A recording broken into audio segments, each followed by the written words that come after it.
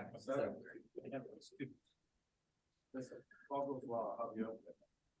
would like to call the Committee of the Whole Budget meeting of April 24th, 2023 to order. Good evening, everyone. My name is Greg Reimer, Councillor and Chair of the Budget Committee.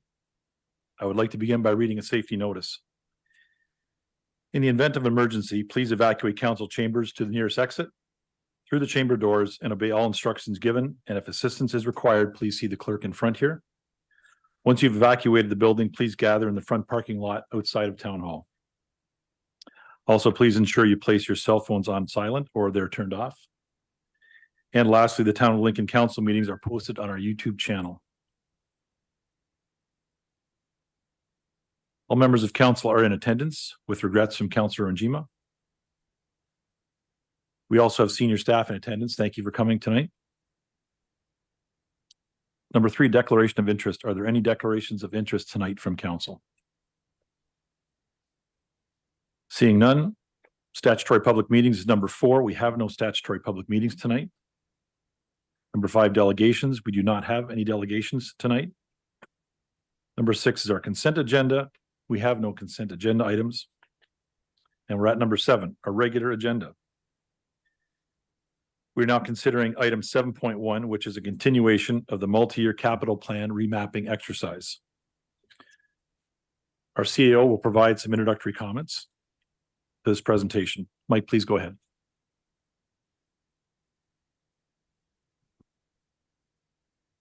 Thank you, Mr. Chair, and through you to all members of council.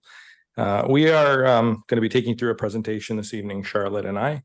We're going to tag team the presentation and, of course, any of the answers following the presentation. What you'll see in the presentation, for those that have had a chance to look through it, and we did send it out probably about an hour ago, but there isn't a lot of numbers in the chart. And intentionally, there's not a lot of numbers in the presentation, nor are there a lot of charts in here, because really we want to talk to you a little bit about process and how we move forward. On April 12th, we were before you. We shared a lot of information. There were some decisions made by members of council. And what we were directed to do was really to go back, take a look at the projects, share some information for council in terms of what a potential delay looks like, and then some recommendations for moving forward. So what you'll see in this presentation is a bit of a history lesson. And I think it's important that we do take a little bit of a history lesson and go back and maybe discuss a little bit how we got here and what some of those next steps are. So I apologize for those members of council who've heard us talk about these particular topics in the past, but I do think it's important both for the community and I think for a lot of members of council that we really take some time and go through this again. If I could have the presentation.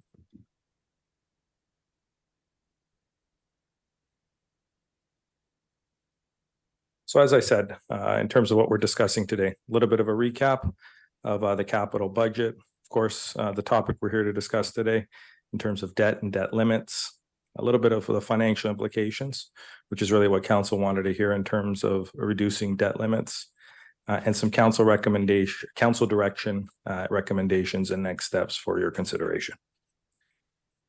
So in terms of a little bit of the history here, what is a 10-year capital budget forecast? At the end of the day, really, it is a roadmap and it's a living document. And I highlight that because I think historically, sometimes we've looked at 10-year capital budgets.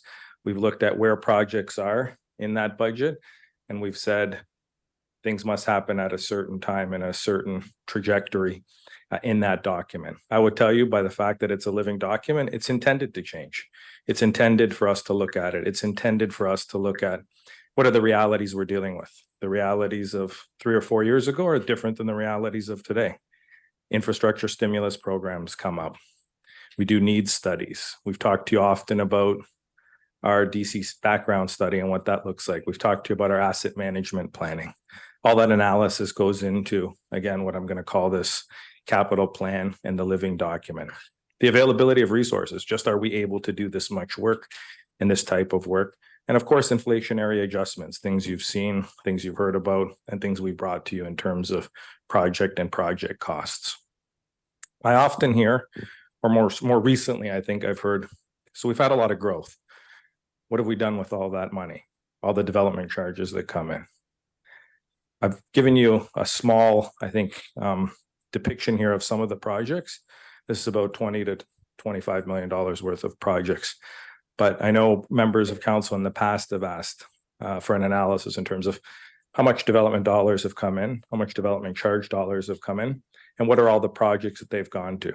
I know one of the things Charlotte wants to do with her team is bring you back some of that information, I think, to address that comment or address that question. But just to highlight for members of council, some of the development charge projects just in the last 3 or 4 years that we've done, things like Rotary Park, Jordan Village, the Camden Fire Station, Prokich Park. I could list a number of roads projects, but I've highlighted 2 of the larger roads projects most recently, Rittenhouse Road and Drake Avenue. So again, I think when we talk about the 10-year capital plan and we talk about projects, these are the things that drive our agenda. They're the things that drive council's agenda and your priorities, and the things that drive our budget. No surprise, you've heard me talk about this in the past. We have about $300 million in assets that we own. That's everything from roads, bridges, buildings, park, a lot of underground water and wastewater and storm infrastructure, streetlights and vehicles. Again, I share that for council to give you a little bit of context in the amount of projects that we have that require repair and replacement and that require us to properly maintain them. There are often, when we deal with capital, typically projects that fall into 2 major categories. As I highlighted, the replacement and repair of that $300 million in assets that we have, and those types of projects that are growth related and what we would consider new assets. And you'll hear more about that in the presentation. I think it's important, again, to highlight for council how we got here. So some previous council direction on debt, financial management, and policy development. So fast forward, or I guess taking a look back to 2018, in May of 2018, I was in front of you with staff presenting this presentation right here. And this was on financial sustainability and a financial sustainability plan for the town of Lincoln. And what was in that roadmap was the following things. I think it's on page 8 of 12, and I can share this with members of council so you have it. But it talked about these 5 elements or these 5 principles: operating and capital budget policies, things we've accomplished since 2018. Reserves and reserve fund policies, things that were put in place about 2 years ago. I'll kind of bypass C for a second because that's where we're at. Delegated authority and financial accountabilities, item D, things that we've recently done for members of council, and financial policy approval and administrative policies, things that are ongoing. Going back to C, where we're at right now really is on debt and capital financing policies. So you may ask, okay, you were in front of us in 2018 with this document. It's now almost mid 2023. What happened since then? We had an election at the end of 2018. Once we got into 2019, we started looking at those operating and capital policies and the reserve and reserve fund policies. All of a sudden, we have a global pandemic. Didn't mean we stopped, but our focus is somewhat shifted. So we come out of that, and where are we right now? We're dealing with those policies, which is really the last on that list in terms of debt and capital financing. So I'm going to give the presentation to Charlotte, and she's going to take you through the next number of slides. Thank you to the CAO, and I'm happy to be here to present to you tonight, Council. So the general principles that are already embedded in the town processes are that the capital financing program will be managed in a manner consistent with other long-term planning, financial, and management objectives. Prior to the issuance of any new capital financing, consideration will be given to its impact on future ratepayers in order to achieve an appropriate balance between capital financing and other forms of funding. And that's really where we're at right now. To the extent practicable, replacement assets, as well as regular or ongoing capital expenditures, for example, annual replacement of firefighter protective gear, will be recovered on a pay-as-you-go basis through rates, tax levy, user fees, or reserves and reserve funds. And it's recognized that reserves must be developed and maintained as outlined in the town's reserve and reserve fund policy for all capital assets owned by the corporation to ensure long-term financial flexibility. So let's talk a little bit about capital planning and municipal debt. Municipalities can only incur long-term debt for capital projects.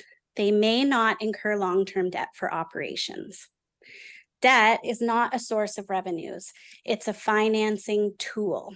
So we have these source of revenues that are fairly limited in a municipality: property taxes, grants, user fees, development charges, and debt is a way of spreading out those sources of revenue over the course of time, but the revenue sources still stay the same.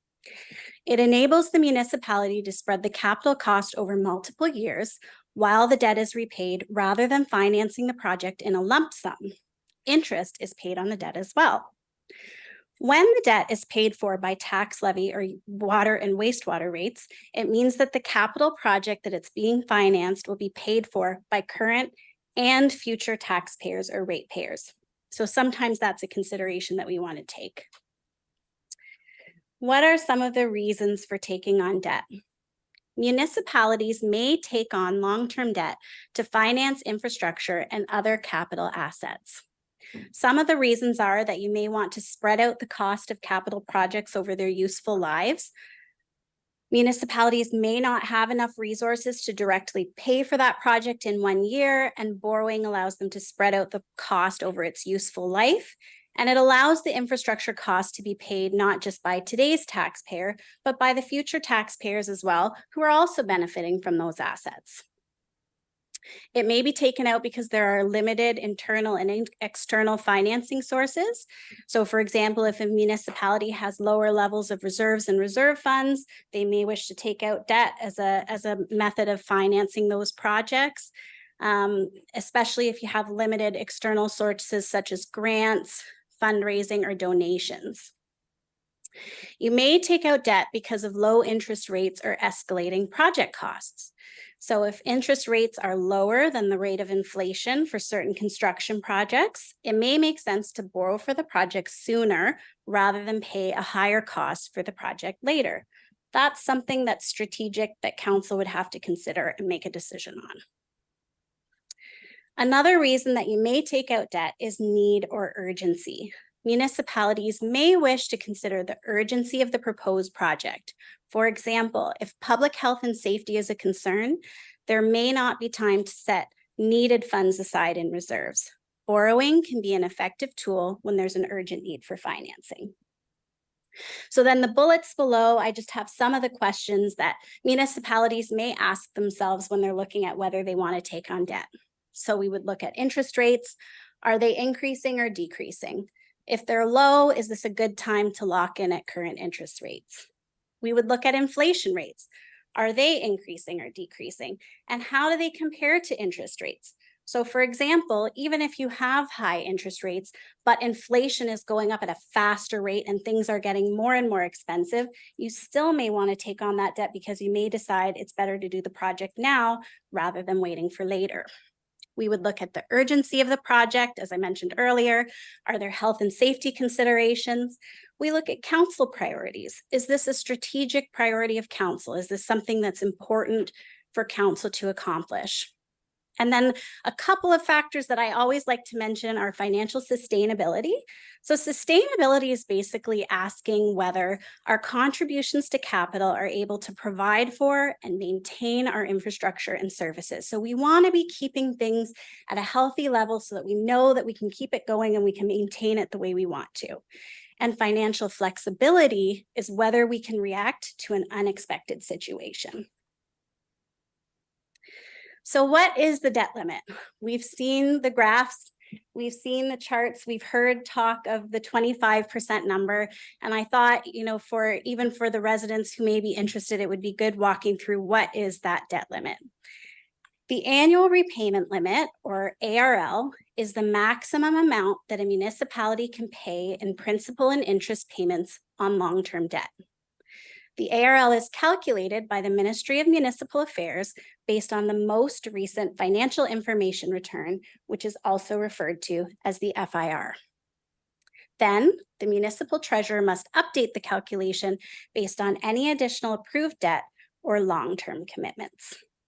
The limit is 25% of net revenues. Some municipalities, including Lincoln, implement an internal limit that's lower than the 25%.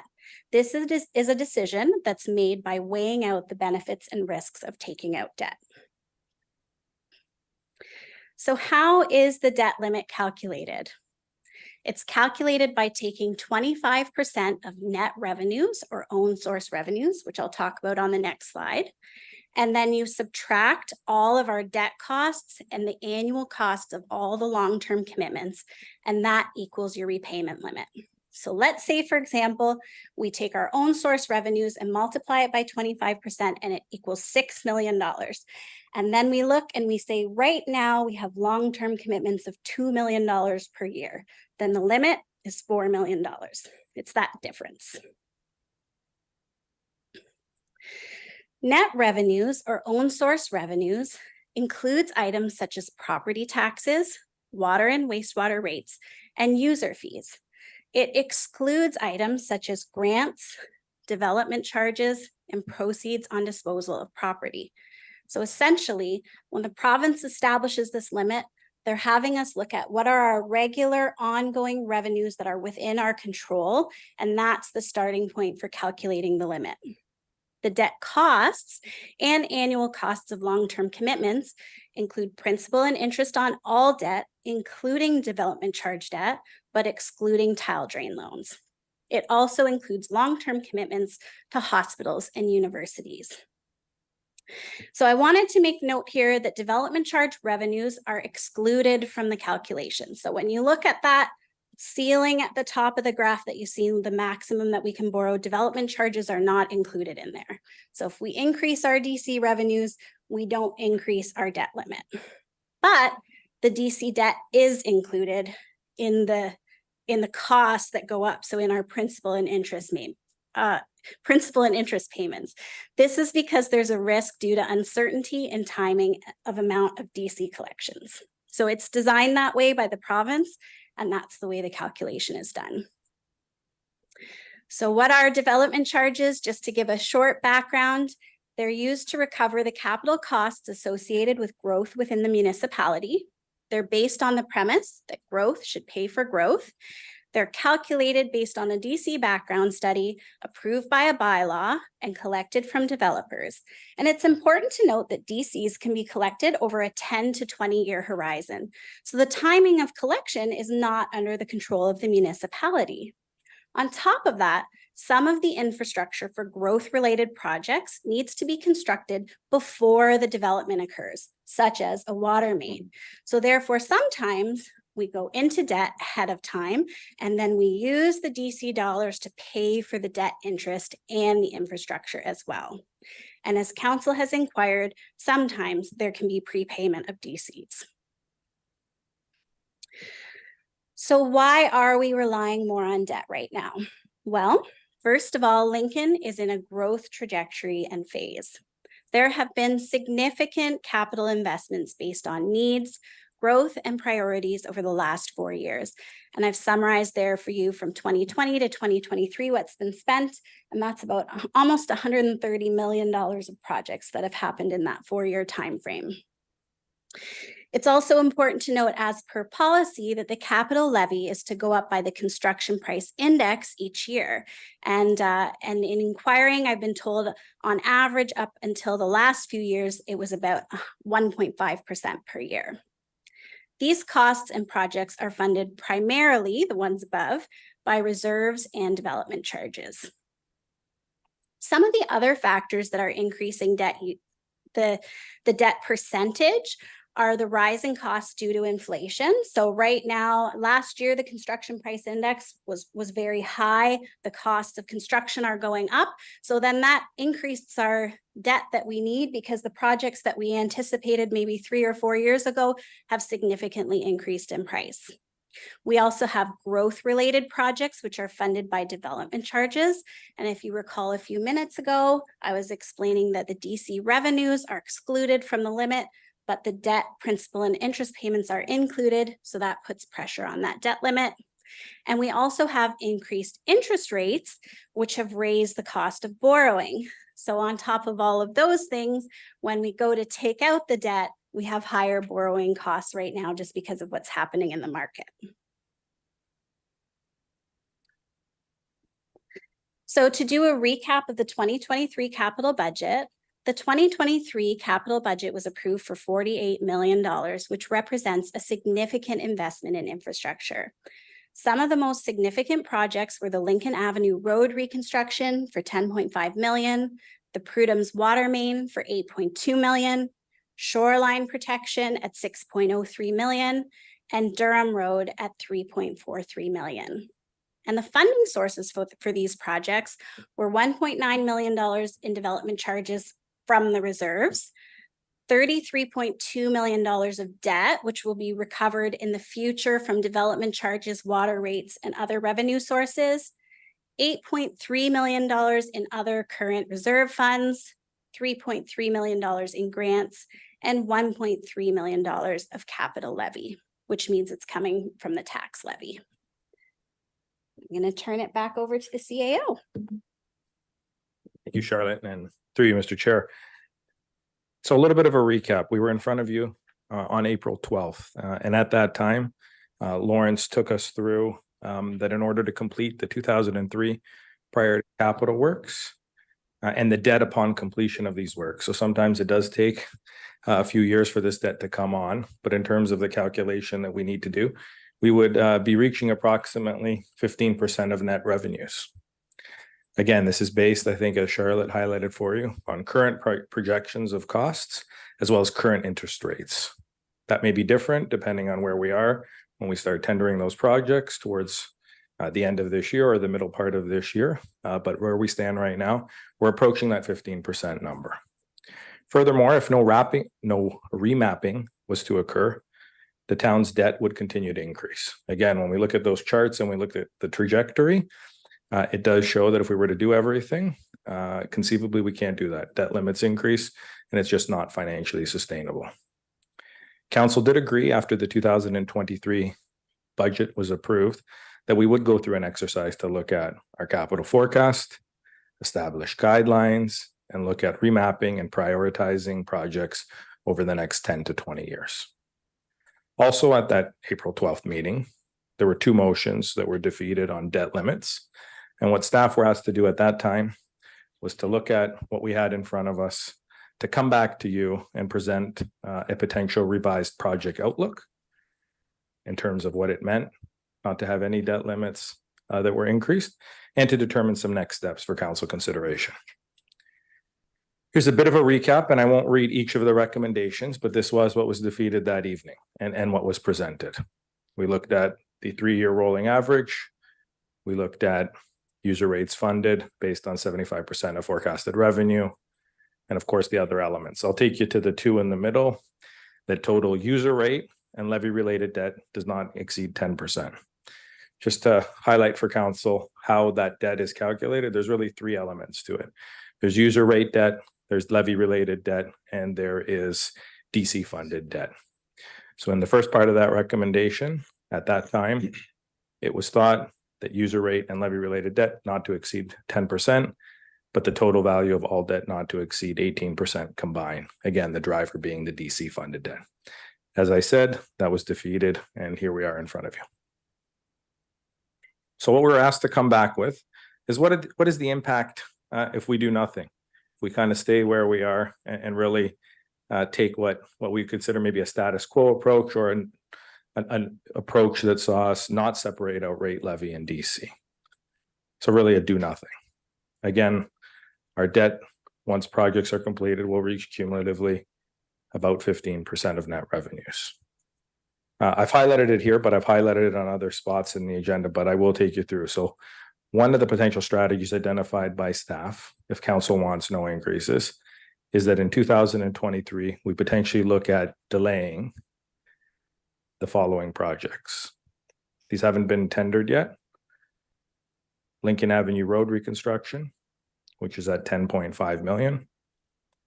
And Durham Road reconstruction, which is a little over 3.4 million. So what this does is not eliminate debt. It just smooths out debt in the short term. In the long term, we're still doing these projects. One of the things staff will need to look at, although we've had some preliminary conversations with senior levels of government, is just to make sure that we're not jeopardizing the 1.755 million in grants that are associated with Lincoln Avenue. But this is something that council can do and council consider. Furthermore, you asked us what is the impact, again, of not doing anything. I think Lawrence said it loud and clear at that time. Minimal to no debt taken out means no projects really from 2024 to 2031. Now, that is a worst case scenario. That may not happen. A lot of things may be realized. We may be successful in prepayment of development charges. We may be successful with a number of grants. And so that doesn't mean projects don't continue. What it means is if things stayed exactly the way they are right now, we wouldn't be going forward with a lot of projects. Again, the status quo, no change or update to policy approach would result in us doing a pay-as-you-go approach. We heard that reference the other week. So what does this mean? Effectively, it means we're going to have to rely on water and wastewater rates and higher tax levy increases to fund capital works. Or we're going to have to delay capital works. I think about development charge projects and how they would be delayed until sufficient amounts are collected, likely in the 10+ years. So the impact of this is more than just delaying of projects. We have an upcoming DC study that we're looking to do.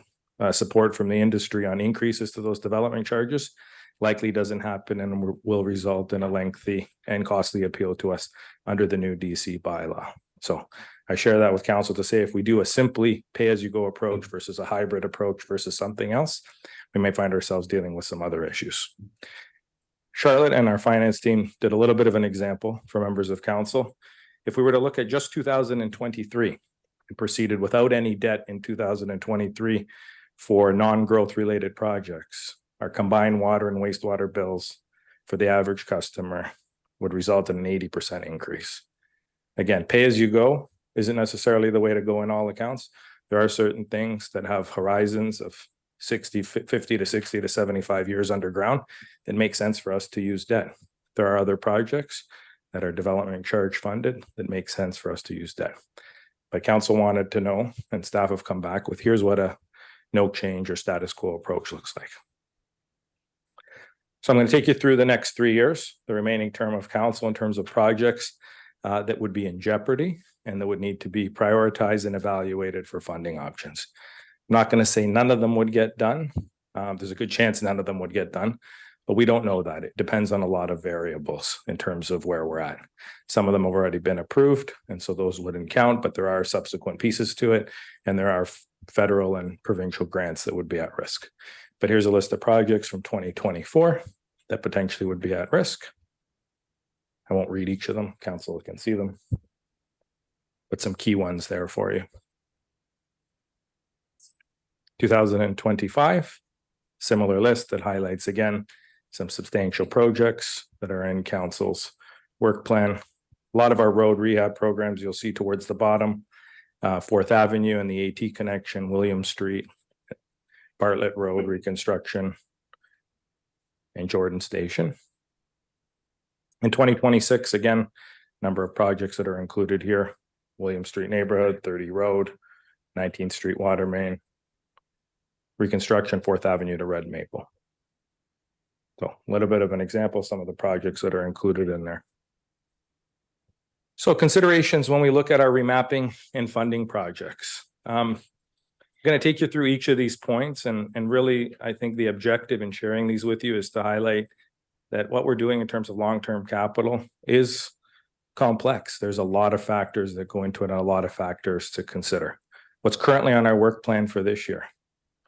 The asset management plan. Phase 3, it's to include all infrastructure assets. We're starting to talk about those things, and that needs to be completed by July of next year. We continue to look at reserve balances and how we're going to maintain those within approved thresholds. I mentioned to you the development charge background study. that's currently underway or starting to be talked about, and information is starting to be gathered. That's pending.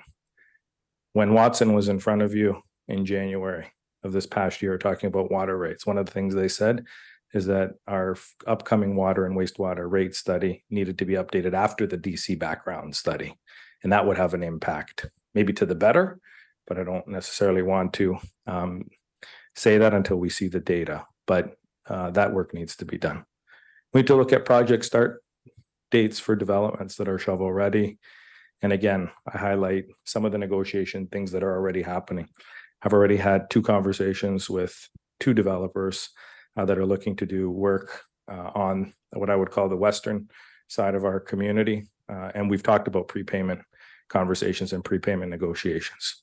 That information, that data, those numbers have not been factored in to any of our calculations, but they will be. And of course, front-ending agreement negotiations. This is where a developer front ends the infrastructure, whether it be a water main project or something like that, pays for it and recoups the dollars later on. Not very prevalent here in Niagara. Outside of Niagara, a lot of these happen, but in talking to the region, and again, looking at the complexity of the projects that we're likely to face, you're probably going to see more of these. To date, we haven't been successful in negotiating a front-end agreement. There's only 2 that I was told have happened in Niagara, period. But it will be something we continue to do. But I think on the prepayment of development charges, you're going to see some success there. Again, all this impacts our forecast, impacts our growth estimates, and all of this impacts what our future rate and tax levy will be. So recommendations this evening, and I guess where we're looking for some direction from council. A few slides ago, I talked to you about 2 projects that are not tendered yet. We're close. We're doing some of the site preparation works, and I know Director Graham's here and can speak to these 2 projects. But one of the things that staff is suggesting for council consideration is the potential that we delay commencement. So delay the start date, in other words, of 2 2023 capital projects until the spring of 2024. I highlighted both Lincoln Avenue and Durham Road here and told you on the first one we'd want, again, just to be sure about that grant. We've had preliminary conversations and those have been positive. Of course, in all of these considerations, don't know what interest rates are going to do. None of us have a crystal ball. Did they go up? I don't believe so, but they may. I think you're going to see them come down on these projects, but we don't know. And project costs, does inflation continue? Do we still see unprecedented increase in projects costs? I don't know. Does that happen in the next 6 months that we're looking at in terms of a potential delay, 6 or 7 months? Maybe, maybe not. They are considerations, but we wanted to put them in front of council. So that's one piece of it through you, Chair, to members of council. And the second piece, it really kind of starts on the bottom of this slide and continues to the next slide. And that is, as we look at projects in 2024 and beyond in our forecast, how should we be prioritizing those? What is that lens council wants to look at? Because I think that then will help us come back to you with something. I've given you some options here that typically these types of projects or all types of capital projects across all municipalities are prioritized on, but council may have others. Health and safety, council's priorities, grant opportunities, of course, getting matching dollars, getting 50-cent dollars always is helpful. What is growth funded? And of course, others should council have them. That takes me to the next slide and a recommendation that council considers striking an ad hoc committee. We've called it here an ad hoc capital financing and debt review committee. I think we can play around with the name, work on the name, but it is something that we anticipate as we prepare for the 2024 budget, something over the next coming months that would meet. Our proposal is really 4 members of council, senior staff.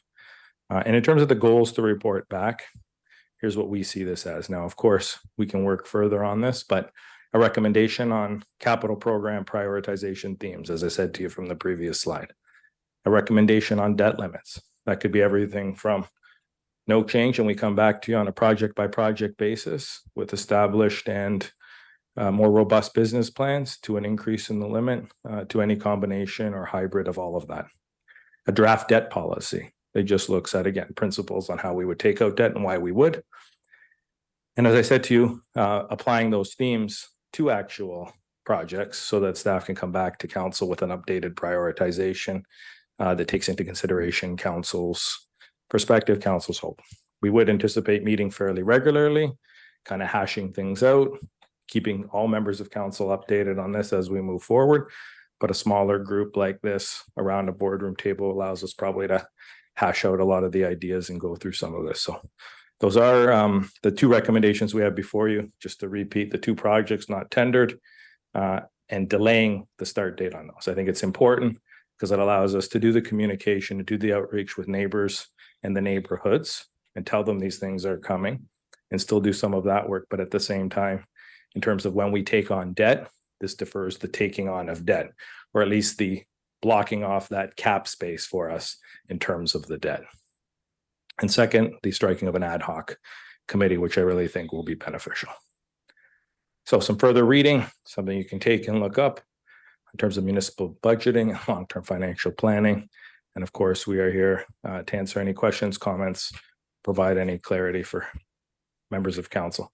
We do have a lot of our senior staff here. As I said, Director Graham's here. If you have comments or questions on those two particular capital works that we're thinking of delaying, and the rest of the team is also here to answer any other questions.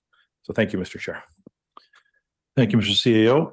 And thank you, Charlotte. I apologize for not welcoming you. I think this is the first time in front, right? Our executive, our Yes, director, associate director of finance. So welcome here. Good to see you up there.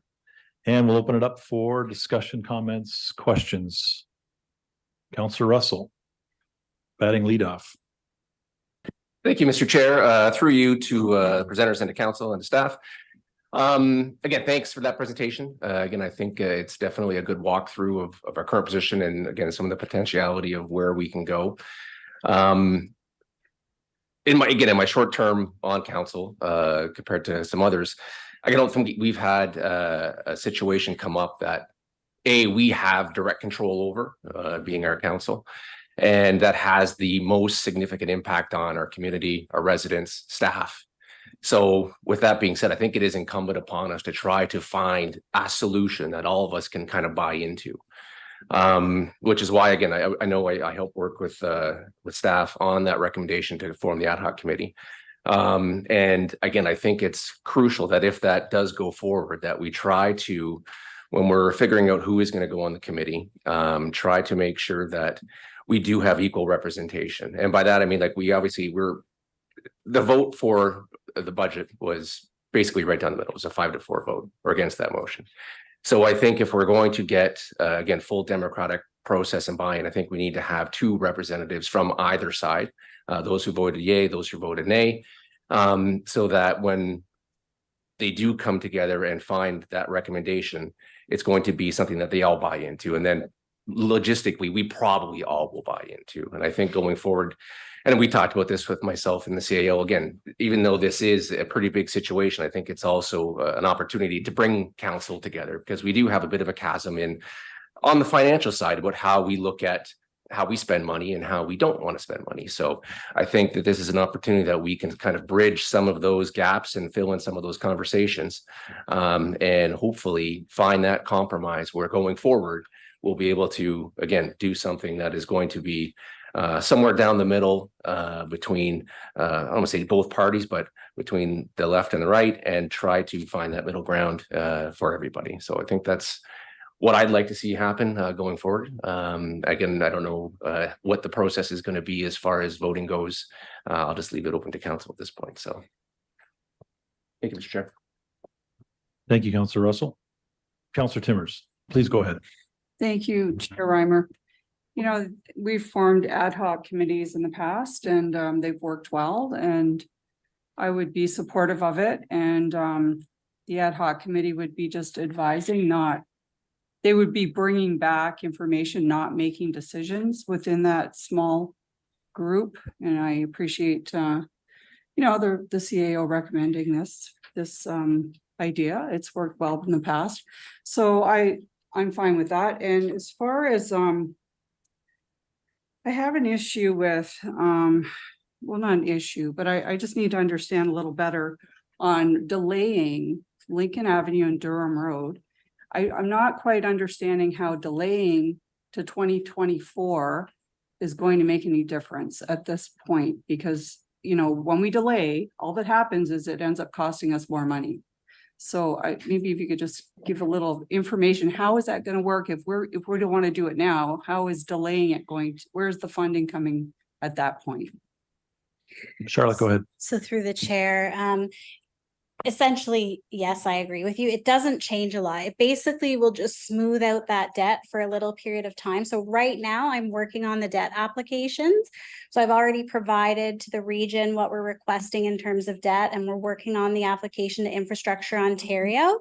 If council chose to delay this, then I would look into whether I can put a pause on the debt for those two projects, and then when we would apply for those next year. So it really doesn't change essentially where we're at in terms of a percent of net revenues.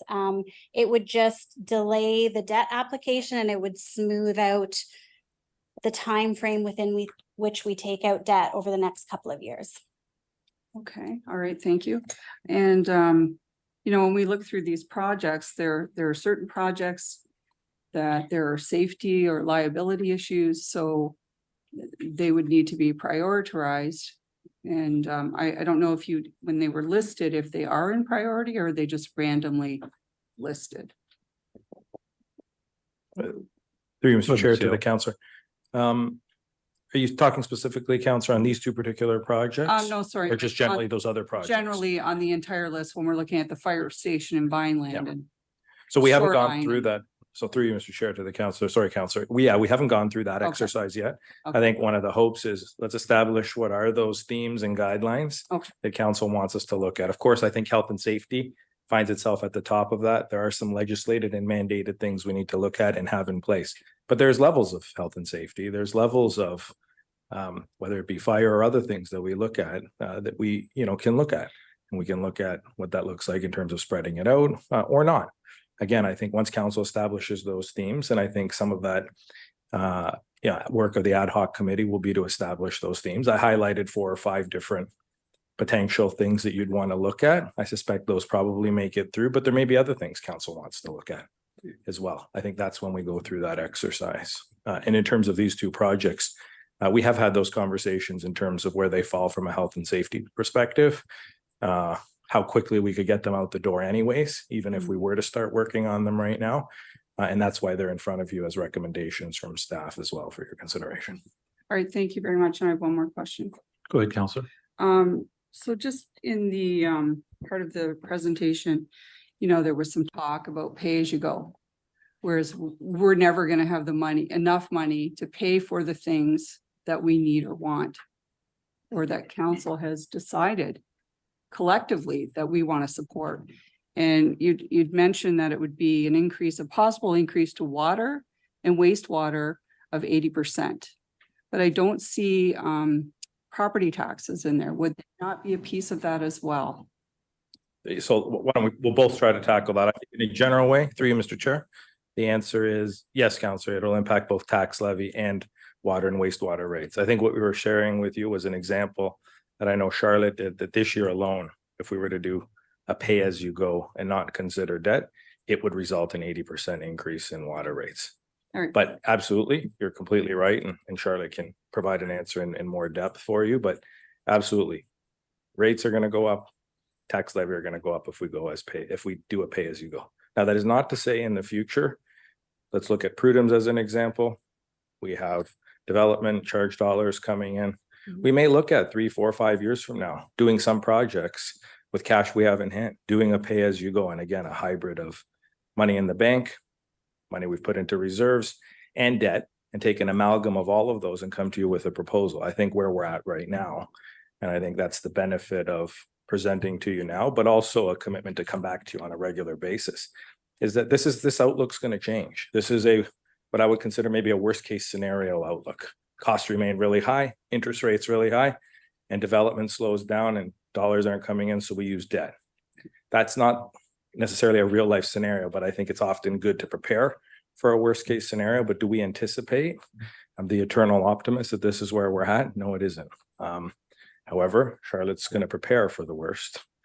And I'm going to anticipate the best. And we're going to find ourselves somewhere in the middle on all this. But In all seriousness, yeah, you're gonna notice if we did pay as you go, it's gonna become cost prohibitive.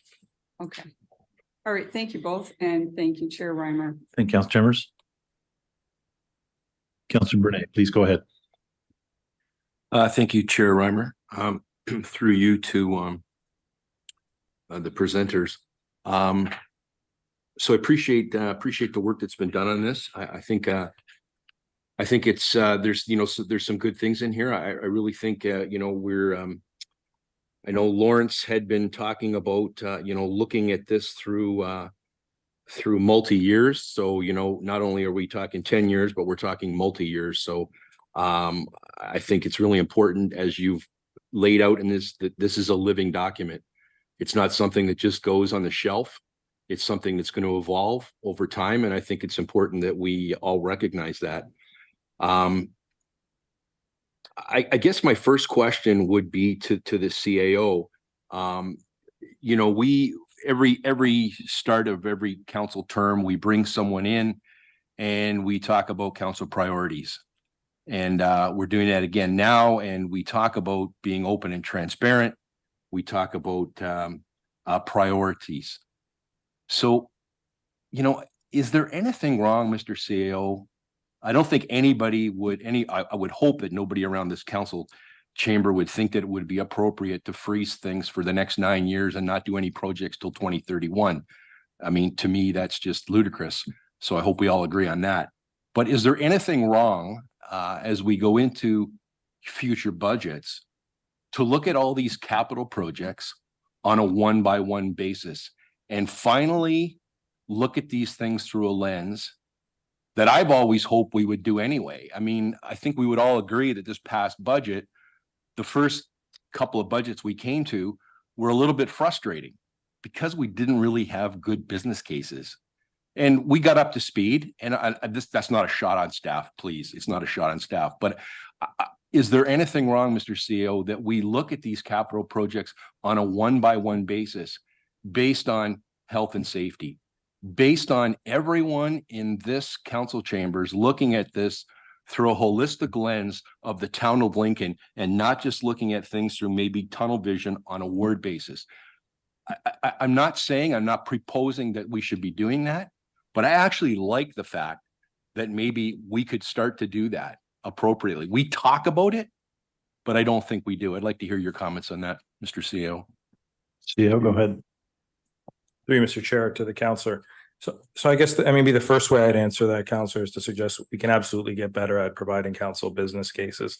I think early in my comments, when I said some of the considerations that the committee could look at, it would include potentially a debt limit increase, but also could very much look at us really taking it project by project and coming to you with each business case each year and saying, here's the project, here are the funding sources. If debt is one of those funding sources, taking on this amount of debt increases our debt limit from 15.1 to 15.2. I think you can look at each of the projects with that type of information and that type of data. And then collectively, we can share with you that if we were to do all of these projects, here's what it means from a debt perspective. Where we're at in 2024 will be different than where we're at in 2027 or 2028, again, based on the amount of activity. So, Councillor, there's absolutely no problem or no issue in doing that. I would suspect we would include that information on future business cases for you. I know Charlotte and I and other members of the CLT have started talking about how do we get better at business cases. And I know I probably said to you every year, let's get better at business cases.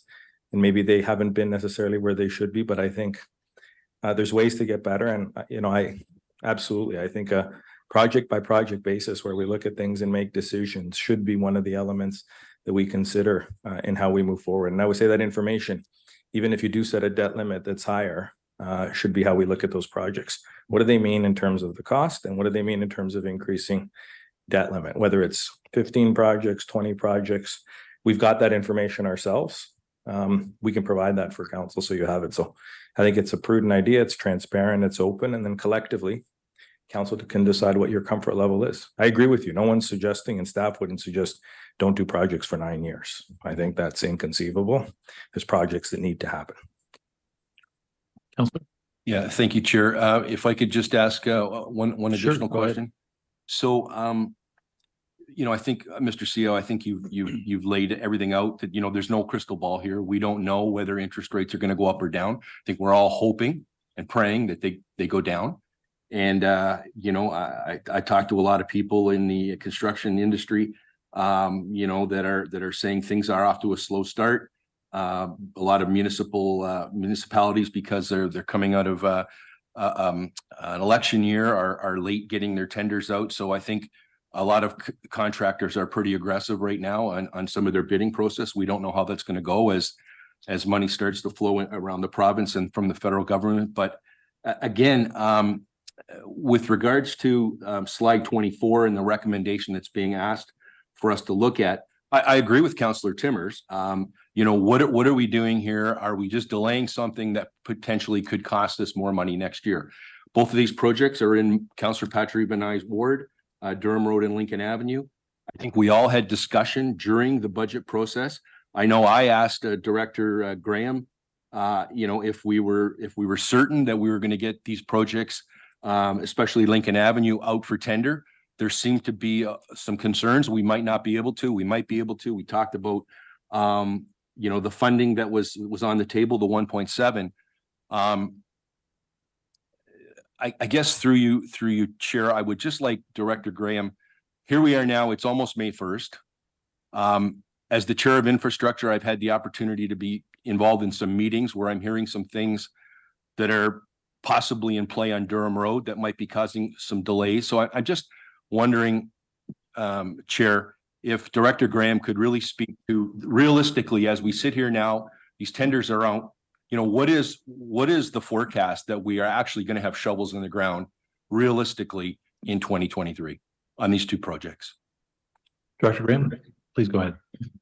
Through you, Mr. Chair, to the councillor. So for Durham Road, one of the drivers for our tender, issuing our tender and starting the work, there's a water main extension work to be done by others. Businesses on Durham Road are proposing to extend the water main on Durham Road at their cost. It's their project. So we are waiting for that work to happen before we follow up with the road work. So our tender package is being finalized, and we'd like to be in a position, subject to tonight's decisions on timing.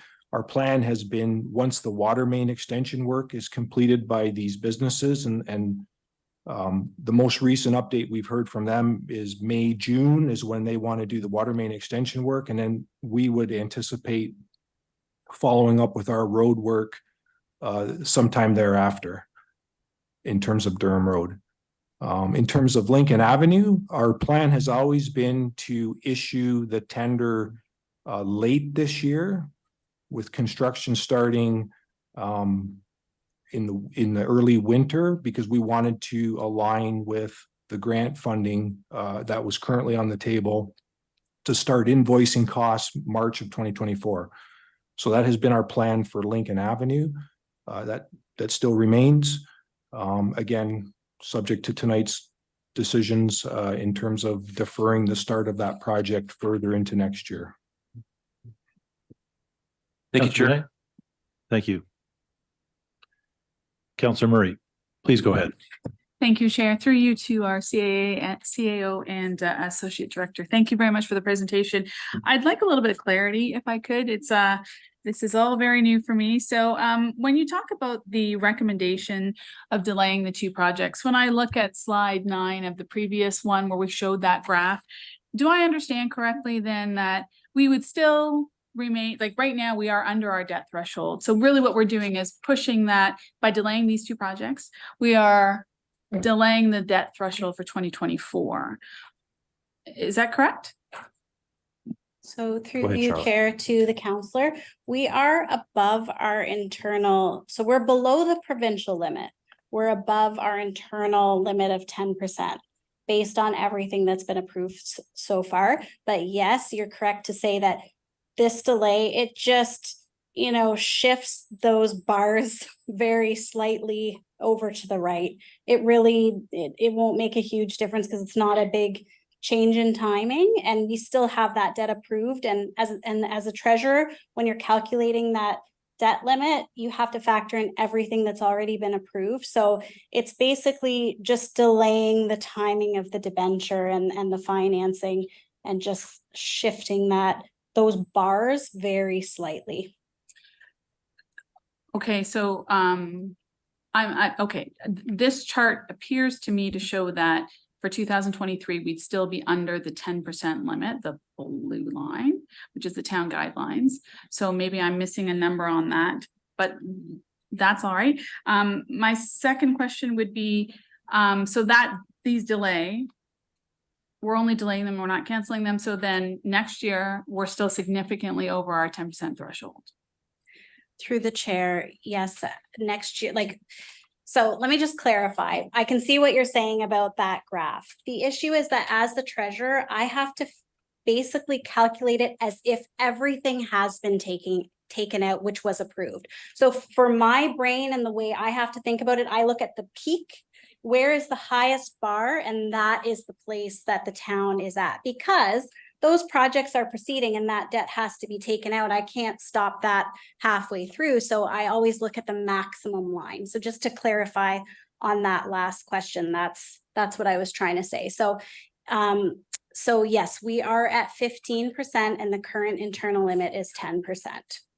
And there's really, the only thing that would potentially change that is if interest rates decrease or RFPs come in and the projects come in lower under budget, that would actually shift those bars downward.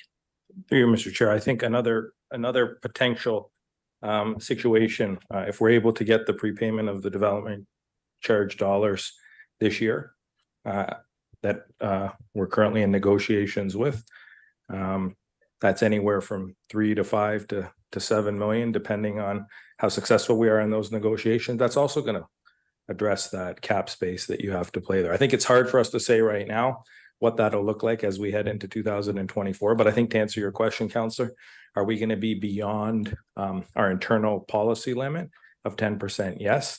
Where we're going to be beyond that, I don't know. And so I think, again, as we work through a potential debt policy and we work through what this looks like, whether it's the idea proposed around coming on a project by project basis. So do we go from 15.2 to 15.3 if we take on this road project? And do we go to 15.3 and to 15.32 if we take on this particular park project? I think those are the things that we would come back to you with at the time. But do we anticipate being beyond 10 for a couple of years? Yes, we do. Again, depending on our level of success, with a whole bunch of things from grants to prepayment agreements to even if we were to look at one major project, for example, and if we were able to have some sort of front-ending agreement where the infrastructure is built both for ourselves and the region by a developer, that's another way to lower the number and the projection significantly. But to your question, next year, even if we delay these two projects, it smooths it out. We're still going to take on the debt. We may take it on a little bit later, but I think as Charlotte said to you, the way finance has to do their calculation is the minute it's approved. So if it's approved in 2023 budget, it now counts towards the limit. It counts towards us exceeding limit. We haven't taken out any debt yet. Maybe 2 years before we take out debt in terms of when that project's completed, if I think of Lincoln Avenue. But we're counting it now in terms of cap space that we've now occupied. Thank you. Councillor? Can I have another question? Sure can. So then so just on that point, so this is not really a question, more of a comment. On that point, when we were first presented the budget and we negotiated all kinds of projects coming off of it, and we still approved a $48 million capital project. I was not aware that, and perhaps I missed something, so my apologies if I did miss that nuance. I wasn't aware that put us over this threshold. I wasn't aware that there was a connection to that. So again, to Councillor Brunet's comment, if that could be part of our future conversations, that, hey, listen, this is what you're approving, recognize that by approving this, you are exceeding this threshold that you have already set in place. I think that would have been really helpful from my decision-making at the time. Mr. Chair, I think to that point, absolutely. I think it's incumbent that we all take an eyes wide open approach when we're bringing these forward. Again, I don't think anyone's going to say don't do them, but let's make sure that if we do them, what is the scenario we're dealing with? What's the current situation? And what do we anticipate the future situation looking like? So I think one of the things that we discussed on April 12th during that presentation is more regular reporting in terms of projects, the issuance of those projects, where they came in. We come to you when we issue the tender piece of it, but I think throughout the process, as we take on debt, sharing with you a little bit more what IO is telling us, what we're hearing from the region. Councillor Mikulik, I think, asked the question at that meeting about credit rating. And we didn't really get into it, but it's really a regional credit rating. So Standard & Poor's is the agency that sets credit rating for municipalities, but it's done across the entire municipality. And so what Pelham does or what Thorold does impacts Lincoln, and what Lincoln does impacts St. Catharines and Niagara Falls and other municipalities. So we are in it together. But I think more reporting on that type of information for council so that you've got it. You can digest it, and again, have time with it to ask questions is absolutely the right approach. Thank you. One last question. Like first one was a half, I'll give it to you. I appreciate that. Thank you. Again, just if we can go to the pay-as-you-go model that was mentioned, I just want to make sure that I understand when we're talking about, okay, we're going to shift potentially, if we don't make any changes, we'd have to shift to a pay-as-you-go policy. That then does not take into account this recommendation, for instance, that we're going to delay these two projects. So delaying these two projects would impact this pay-as-you-go policy. Is that correct to assume that? Thank you, Mr. Chair. I think, we included pay-as-you-go in there as a scenario. If we did nothing right now, and we didn't strike an ad hoc committee, and we didn't look at a potential way forward, what potentially happens? I think council wanted to know from us, what are the projects that all get delayed? We shared with you the next 3 years of projects. If you said to us, don't do any projects until you can pay for them all, that pay-as-you-go model, again, we're probably 10 years out before we start a project, and it becomes cost prohibitive, I think, for us to be able to do that. I can't tell you with any level of specificity when DCs are coming in, when money's coming in. So even planning for projects like that becomes really hard. But a pay-as-you-go model would be that. And I think what we're saying in there is that a pay-as-you-go model and some of those scenarios we painted for you in there, yes, we're based on Lincoln Avenue and Durham going forward. But even without those, it still becomes incredibly cost prohibitive. Thank you. Yeah. Thank you, Councillor. Councillor Patrivo. Thank you, Chair Reimer. Thank you very much for the presentation, staff. I'm going to start with something that Councillor Brunet had mentioned. We always pride ourselves on getting our budget done early and taking advantage of tenders. Councillor Brunet, that was his industry, and he still has connections. And in spite of me not recognizing John Blake from Walker because he didn't have glasses on the other day at the region's State of the Region, I think there's some opportunity out there. If groups are sitting there with workers idle, that's not good for them either. So I think there's an opportunity here to continue forward with these, see what the tenders are at. I would hate to pass on almost $2 million of funding. Right, a grant opportunity. Knowing what we know now, I mean, this is crystal ball. We've been given a second chance.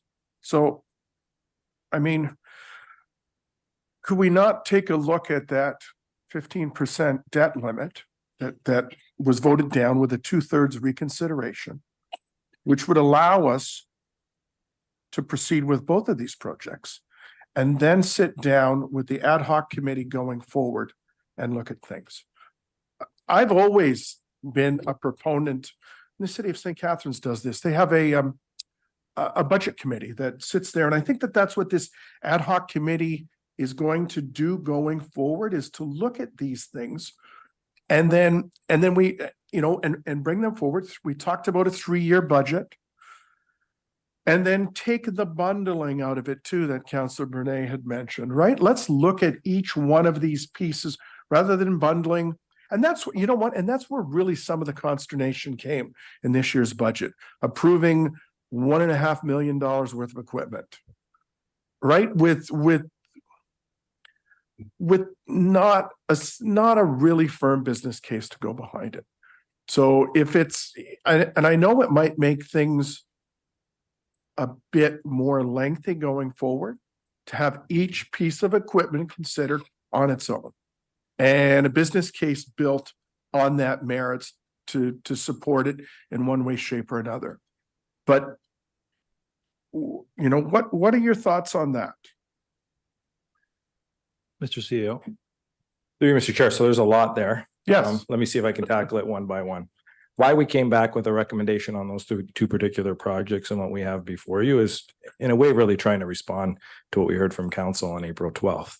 So that's why we're in front of you. Could we look at a reconsideration, put it to 15, strike an ad hoc committee and work on how we come forward in the future, case by case, whatever that may be? Absolutely. I think those are all potential considerations. Councilor, I still probably wouldn't recommend when we come forward with business cases that I separate out each vehicle. I still would come to you with, here's the vehicle amount. That was previous council direction, that we start bundling it that way. And then I would lay out in there very specifically, what are the vehicles, but not a business case for all lawnmowers, pieces of equipment, pair of pliers. vehicles, No, I got you. whatever it I may got be. you. But in terms of, I think I wanted to clarify that particular piece, but your two other points, I guess, in terms of why we came forward with these, it really wasn't a response to council. And if council wants, to set a threshold and then to go away and do the ad hoc committee work, then I think staff are open and responsive to what council wants. We did think it was prudent, again, looking at those two particular projects and where they're at in their trajectory. Especially if I consider Durham Road, and I think to pick up on Director Graham's comments, it even optimistically, it'd probably be late fall by the time we are in the grounds. I'm cautiously optimistic that that the businesses there will move as fast as they're suggesting they move. I think they'll be a little bit longer than that. And so we may find ourselves, especially dealing with some other site issues that we've discovered there, that maybe it is early in 2024. And I would suggest similarly on Lincoln Avenue. I think specifically we used the word delay.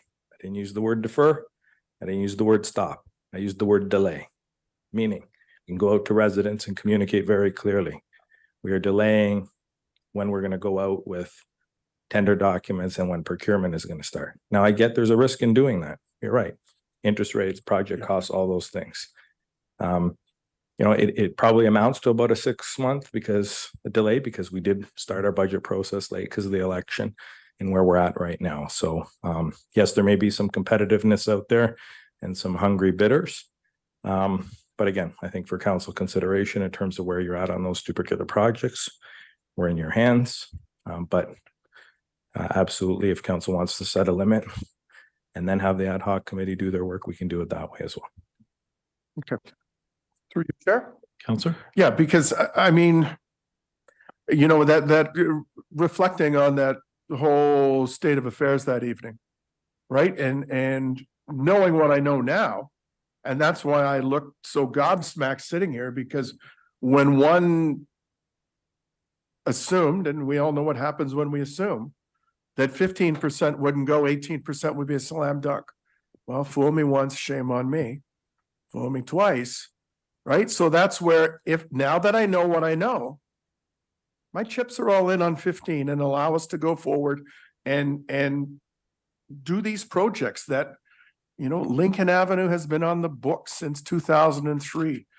Durham Road is a main artery into the town and might take traffic off of Ontario Street as an in and out. And I talked about this at our budget. It's a gateway, right? I know it's semantics on, it's not deferring, it's delaying. But again, and to the Associate Director of Finance, when is the debt incurred? When the project is tendered or when the project is completed? So through you, Go ahead, Chair, Charlotte. to the counselor, I'm preparing the applications now. So we Okay. apply for the debt now, Mhm. but typically what happens, there's two options. One is you do a straight to debenture. Mhm. And so you wait until the project's done and then you debenture it right away if that's happening in year. The second thing is the construction financing, where you borrow it throughout the project as the invoices are coming in, and then you debenture it at the end. So most of the things that we're doing, we would do construction financing. So that debt will be taken on over the course of the project, and then it would probably be debentured. I mean, I haven't finished talking about the timing with the Director of Public Works, but yeah, we're probably looking at late 2024 to 2025 or something like that. Okay, which through you, Chair, which lines up with the forecast, right? We're not taking this on this year, right? The project's going to start. It will move it down the queue, which is what we're looking for. And I mean, and it's just, you know, and like Councilor Bernay said, I for one don't want to sit here and say, we're not going to do any projects for 10 years, because the people on William Street in that neighborhood will hang me up by my you-know-what. It's the worst street in town. It would just be ludicrous, the word, not the rapper, to do that. So, you know, I for one want to find a compromise in this and be able to move forward and keep moving these things down the track, so to speak. And then let's have this committee do their good work and their due diligence and bring us forward those recommendations going forward. But I think there's a way that we all can move forward with compromise. The mayor always talks about that and allowing both sides to save a little face here and at the same time take on the work and deliver for our taxpayers. So Very eloquent, Counselor. Through you, Go Mr. ahead, Chair, Mr. CEO. I think just to the question, yes, that is when we take on the actual debt, Counselor, but the minute it's approved, meaning right now, Mhm. it counts towards the limit in the debt space. okay. So right now it's counting towards those charts and those calculations you see, it's included. I think that therein lies part of the challenge, no different than what we talked about. Debt costs that we incur are counted in that limit. All the debt revenue is not.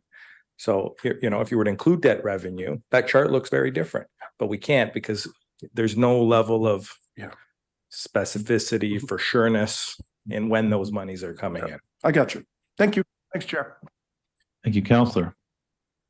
Counselor Mickle, Thank you, Chair. go ahead, Reimer. please. Thank you, Chair Reimer, through you to Charlotte and Mike. Thank you for the presentation, the work that you've put in to this. As you both are aware, this whole budget process, this whole debt process has been challenging for me right from the onset. I'm just one, you know, that doesn't like to spend more than I have to.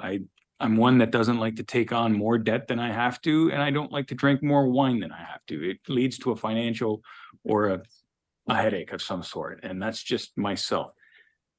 So with this, what are dovetailing a little bit on Councillor Murray's comments about our current, what we're proposing is by removing these two projects, we're going to be at the 10% debt threshold.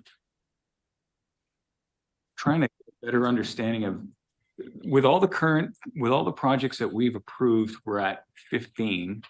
How do we get to ourselves to the 10?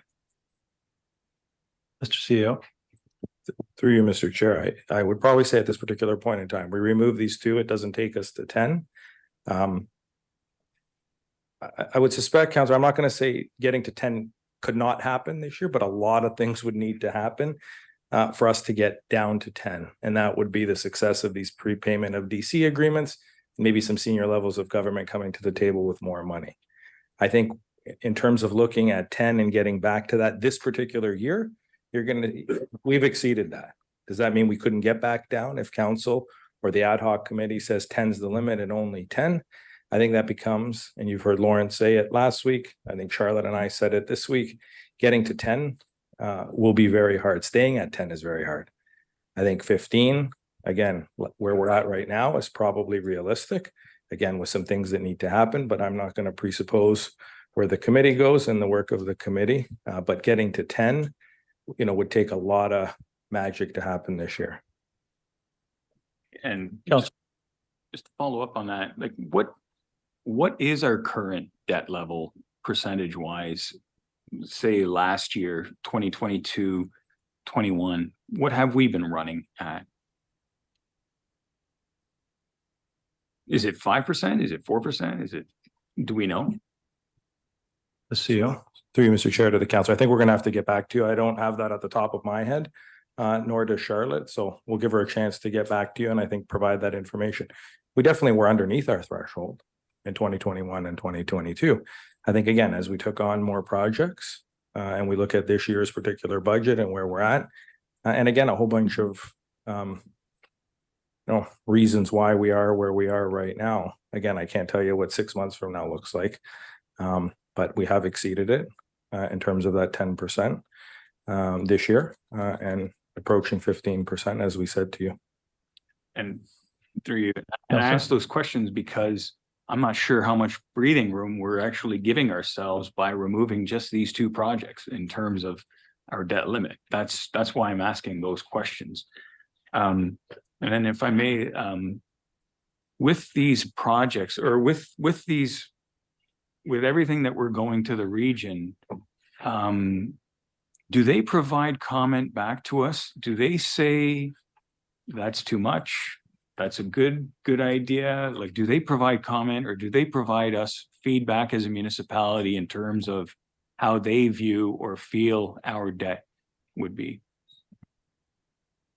Through you, Mr. Chair, to the councillor. Councillor, simple answer is no. I know in past years when certain municipalities had some challenges with debt, those were never conversations that the region got into. You remember, these are internal prescribed limits, some dating back 20 years. And so for you look at just what's happening around the region, some municipalities, a number don't even have debt limits. They use the provincial debt limits. They use some guidelines in terms of what they're seeing others do. But these are things that internally council themselves have decided in terms of some of these things. So the region will look at things. We often talk to the region and the region finance department on a number of things, but not, you're doing a good job on how much debt you've got or you're doing a bad job. We're concerned. It's not those types of conversations. They're really peer-to-peer conversations in terms of the region making the request for that debt. They're the ones that kind of cumulatively take the debt request from all the municipalities, and then that moves forward. Thank you. And I asked that question only because you'd brought up the Pelham case and how that could have affected the credit rating of the region itself, or am I Through Mr. Chair, I think I brought up examples. Yeah. What Thorold and Pelham do impacts the rest of us. Correct. What Lincoln and St. Catharines do impacts everyone. I think just collectively, we all impact one another. So I think as CAOs, as treasurers, we're all trying to make sure that we're making the right decisions that are informed and that they're appropriate and that take into consideration future projections. If you look at West Niagara, where there's significant growth, you're going to see capital programs that are much larger and more significant. If you look at places where we're not experiencing growth, you're going to see much less capital investment. And so I think that's not a reflection on the municipality or the municipality's success or what they're doing. Some of it's just geography and what's happening in various areas. Thorold is experiencing the highest growth anywhere in the region in terms of 6% growth. Part of that is they're a third smaller than Lincoln, and they've got some open lands that are not prohibited and a lot of development happening all at once.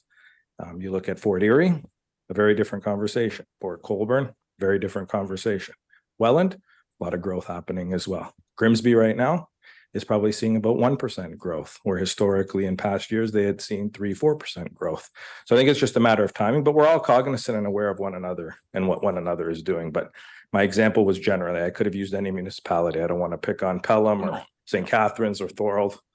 Those were just examples that we all impact one another.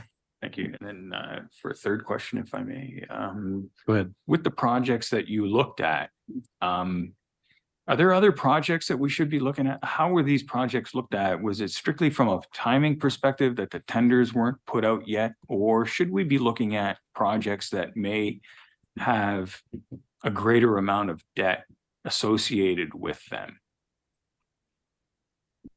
And not just debt taken on from this year, but that multi-year debt projects.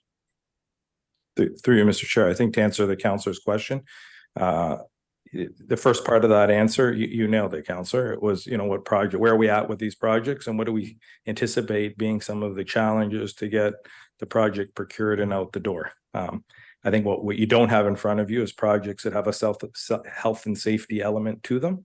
And so we didn't bring those projects forward in terms of where we're at in those projects and the level of work we've already done on those projects. Should council wish to put something on the floor that is beyond these two projects, that's within council's prerogative. But the two we thought were prudent at this particular point in times in terms of where we're at, potentially were these two projects. Again, I think as you look at Durham, it's probably going to be closer to the end of this year, if not early next year, and similar on Lincoln Avenue. Again, knowing that there's a potential risk of losing that grant, although we've had positive signs from the province and the feds that will be successful, we do want to confirm that. But of course, there's other projects, but we are further along down the road. And I think that health and safety lens from a staff perspective is the lens we used. Counselor? Okay. Yeah, I'm just trying to give us room, just trying to find ways to give us room as far as the projects that we're taking on and the debt. Like some projects, they're multi-year projects. They're over a number of years. And I'm not one to understand or know safety, which project is safer than another. And that's why I'm just asking, but thank you. Thank you, Counselor. Mayor Easton, please go ahead. Thank you very much, Mr. Chairman. Thanks for the presentation and thank you for giving us a good runway to get back on track. I have a couple of questions. I have a suggestion, a direction, if you will, in regard to a debt added and debt retired. When you're doing the report back to council, Charlotte, on the debt, would you consider a chart that shows what's being added and what's being retired, so we know what project is assigned to and when that's happening? That would be very helpful. Mr. Chairman, as you know, or Mr. CAO, as you know, I was part of a motion at the region in 2021, I believe it was, that included the determinants of health as one of the budget principles. And you're talking about health and safety, and I want to make sure that I understand what you're talking about here. I had a meeting with Dr. Hergy and his staff last week, talking to them about how this whole business of social determinants of health was going to be measured, because they're starting to look at it's only being used to evaluate, Mr. Chair, the capital projects. And so they are developing a model so that we can do that. However, I don't know whether that's the same as health and safety. And I'd like to see us, if we're going to go this route, and I hope we are, that we use the same terminology and that we become part of the evolution in developing that model for measuring. Because whatever we do now, these principles have to be able to be measured. What can you clarify that health and safety piece? Thank you, Mr. Chair. To the mayor. Typically, I think when we reference health and safety, there's some occupational health and safety legislation that we use to make the assessment on a number of these projects. But I think we've often talked about it as part of council priorities, and we've often talked about it, in that other category. Health outcomes and looking at our community are important lenses that we need to look. How we want to assess them in terms of the importance of that lens, that's for council to determine. But I would tell you from a staff perspective, health outcomes, whether they be climate change, whether they be financial sustainability, whether they be social well-being, are all things that we need to be looking at. We inherently do that as staff, but we can definitely, should the committee want to adopt those as lenses, include those and be very specific when we talk about, when we reference health, what does that mean? You've heard me also talk about the importance of those various elements. We've talked about the triple bottom line. We've talked about the three-legged stool, all these things that are referred to. And financial sustainability, as I've said to you on numerous occasions, means different things when you're looking at it with what lens. And so I think those are all good things that we can incorporate when we start having discussions on what are the lenses and the themes we want to use to prioritize projects. Okay, well, that's very helpful. And I hope that that's going to be part of our our plan, I'll be looking for that. A bit of clarification on the reporting of the maximum debt. You know, it's interesting how these provincial protocols become the rulers of what we do. So in this particular case, it's good to have placeholders because council needs to know what the expectations, what our commitments are going to be for the future. But it seems to me, and I just want to put this into the context of what happened with how we paid for the Fleming Center Arena, because that was the biggest project that had been done in town for decades. And it seems to me that once we knew what the final costs were, that with the DCs that were coming in for the project in that area, that the town had been able to put aside money for 1 or 2 years. It seemed to me that it was 2 years of principal and interest. And so as we move along here and the DCs keep up and maybe exceed, would we be in a position then to prepay some, and would we prepay principal and interest, not just the interest? And would that put us in a reasonable position, a better position? Charlotte, go ahead. Through you, Chair, to the mayor. I don't think we would be able to prepay principal. However, I have been looking into some options for what can be called a debenture substitution. So it's possible at one point in time, if we collect more DCs and we have those funds available for DC projects, we might be able to then use the debt to fund other rate supported projects or tax levy supported projects without taking out more debt. So that's one of the options that I've been looking into. Okay, so more to come on that. Yes. Okay, that's interesting. Thank you for that.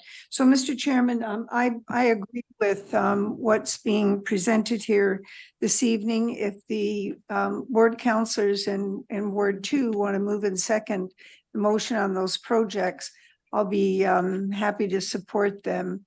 But if they do not feel that it's prudent, then we'll go, you know, I'm happy to go forward. I'm satisfied to go forward because I think that they're the ones that are going to be taking the pressure, not the whole council, on these long-standing projects. So as I said, I agree on the approach that's being taken. We will make a decision on that. I agree on the development of principles in the formation of the ad hoc committee. I think that's going to be very, very valuable. And I want to thank everybody that was involved in that.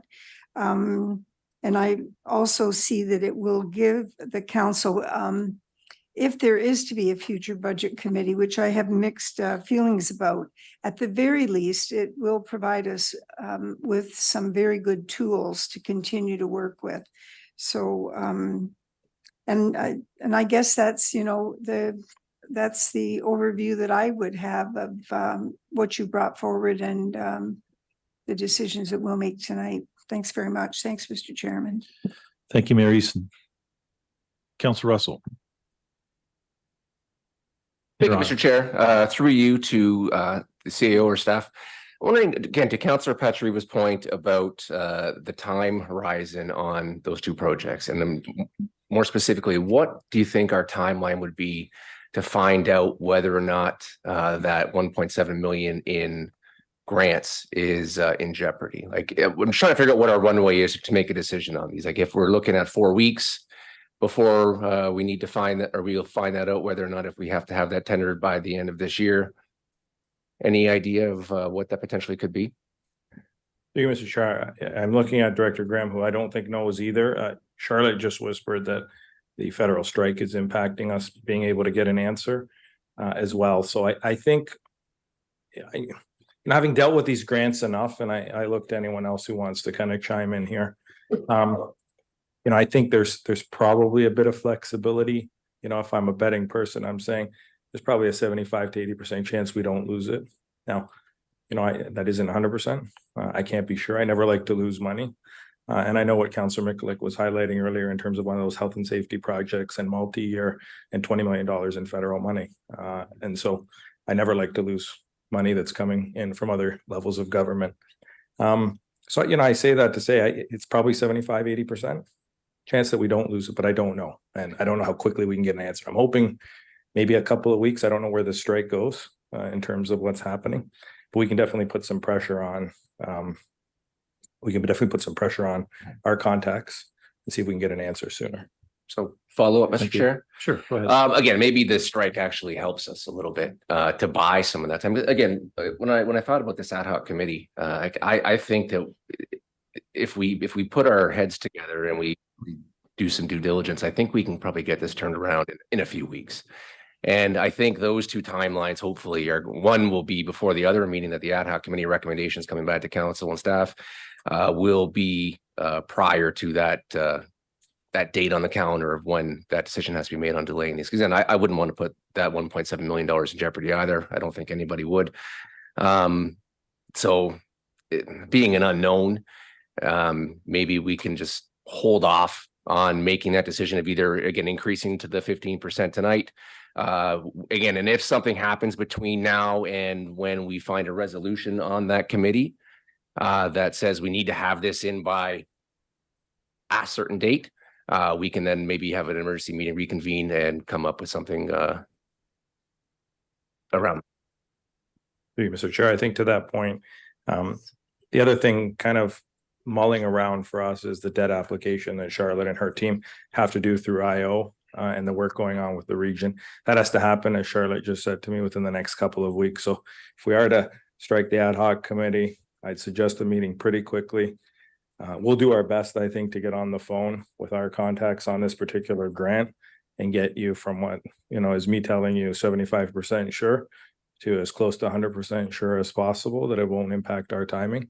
And then if we need to, which we may need to, come back to you or add a quick meeting at the appropriate time, because I think that is one of the challenges that we've got in terms of IO and the application that's really currently in the process right now. So we could probably delay that slightly, but I think you're probably looking at 2 weeks is what we've got. And Charlotte even looks a little worried with 2 weeks. So I'm going to suggest sometime in the next week or so, we'd like to sit down with this ad hoc committee. And I think maybe this topic is the first one in that. So maybe we'll etch out a couple of hours at least to go through this. In the meantime, I think both Director Graham, myself, and Walter, maybe Paul as well, will reach out to the feds. So last question, this is through you to the clerk. As far as the procedure goes for the first motion that's in, it technically still says delay. Delay could be a couple of weeks. There's no timeline associated with what the word delay means. Does that motion still hold, or what's the clerk's recommendation on how we should handle that motion? Through the chair to the councillor. The motion that is before council tonight reads as follows: receive and files information, the presentation provided by staff, and that council approve the delay of the following capital projects. We can remove until spring 2024. And we could specify until staff come back with more information. And then we can specify those projects, but we can remove that date timeline. Yeah. If that's doable.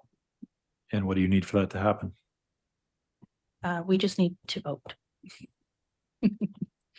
So Do we need to change anything to change that date? I can do that. Let me just put this up on the screen so that we can all see it. Okay, I'll give you some minute. I've got, Councilor Renee's out. I have Councilor Patriva yet, so you got a few minutes. Councilor Patriva, please go ahead. Yeah, thanks to you. Thank you, Mr. Chairman. And so a question to the clerk too.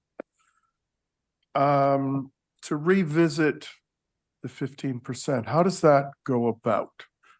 So would it be someone that needs to bring it up that voted against that or for it? Go ahead, Madam Clerk. Thank you. Through the chair to the councillor. The majority was opposed. So it would have to be brought up then, and it's through a notice of motion, councillor. Can we waive the notice of motion with a 2/3 vote? Yes, we can. Okay. If that's passed by council to reconsider. Okay, Councillor Patriva? can I make that motion? Yeah, we have to deal with the one that's on the floor. But that ties into this.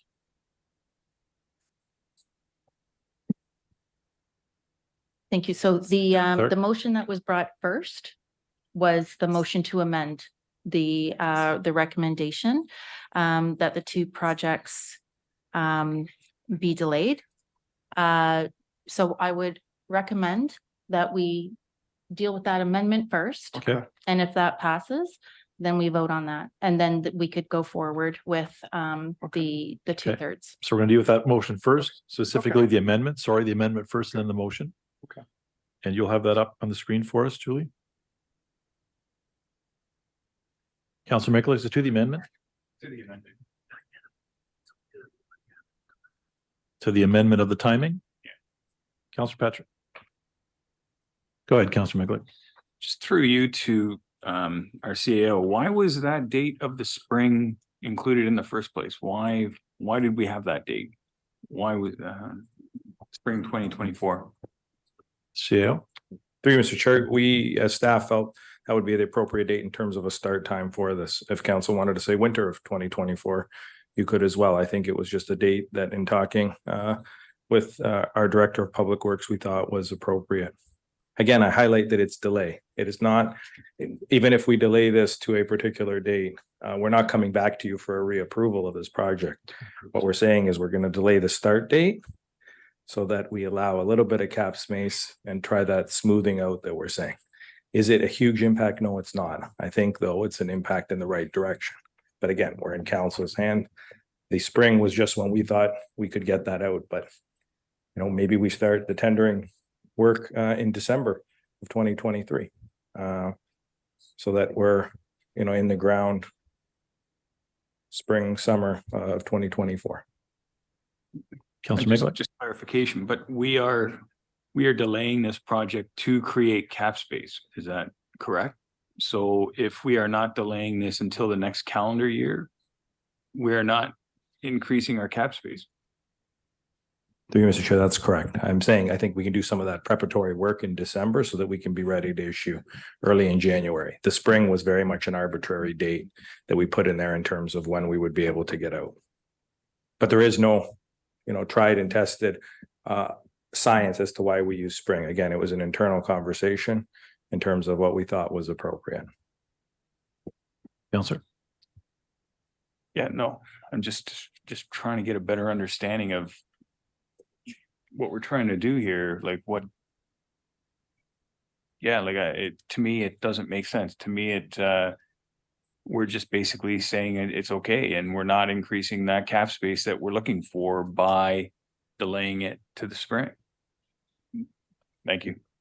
Thank you, Mr. Chair. Just to clarify, I mean, you're delaying it does give you that cap space, but it gives you that optic cap space. It's just now in 2024, when you look at that chart, it'll now be there instead of looking at it now in the work we do now.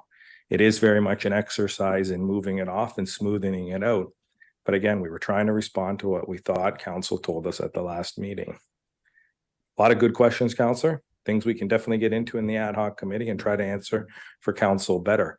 But removing or delaying two projects doesn't create this massive amount of space for council. I think it just delays how we're counting it. And I think what Charlotte has said to you, as much as all municipalities count it the same way, there are some shortcomings with how we count because not everything's included in that count. And that's meant to be a very conservative approach to how we count because we need to count what we know for sure versus what we don't know for sure. But this does just delay things a little longer. Thank you, Ms. CEO. Madam Clerk, do we have the amendment ready to get up on the big screen?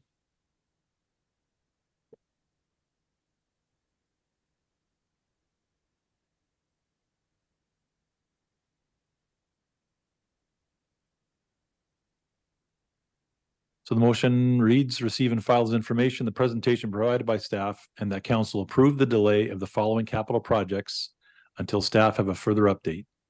Lincoln Avenue, 10.5 million, 1.7 million in grants from senior levels of government, and Durham Road, 3.43 million. So we're voting on the amendment until staff have a further update. Madam Clerk, please call the vote. Thank you, Chair, and the vote is now open.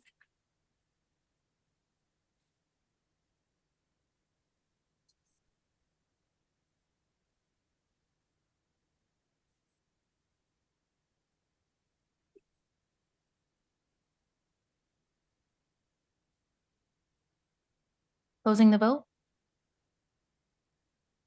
And that carries.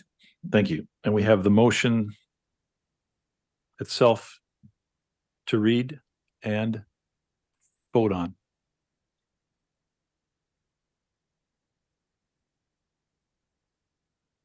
We don't have the motion to, it's passed on the amendment. Passed as amended, Chair. Got it. My apologies.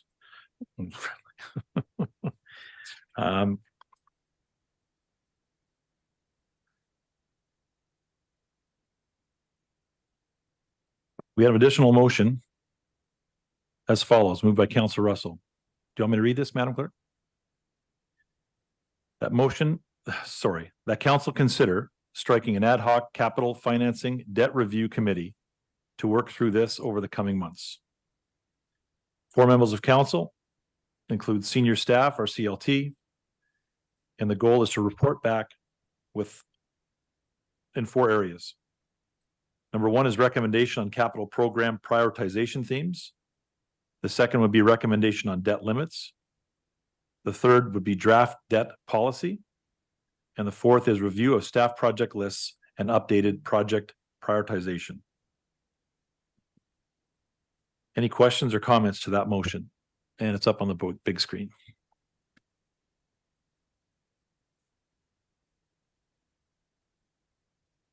No, that's correct. It's strictly on this motion. It's not on the 4 members of council. That'll be separate. This is just the motion as it reads, just for clarification.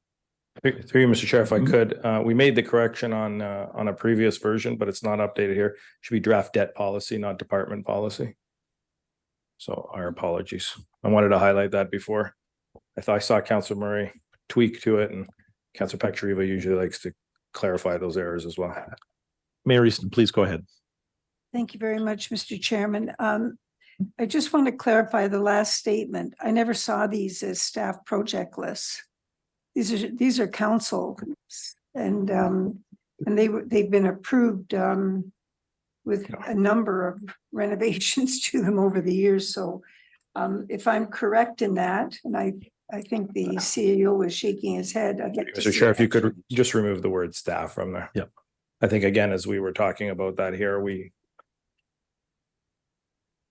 said the same thing. Thank you. So my apologies. It's quite all right.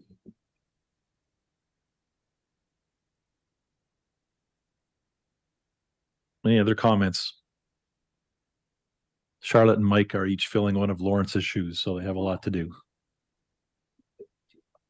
Councillor Timmers. Thank you, Chair Reimer. I guess my only comment is in striking this ad hoc committee, how many meetings are they going to have? How long, what are we looking at timeline before they're going to be before council? And council will decide at that point what they want to deal with, what recommendations they might or might not agree with.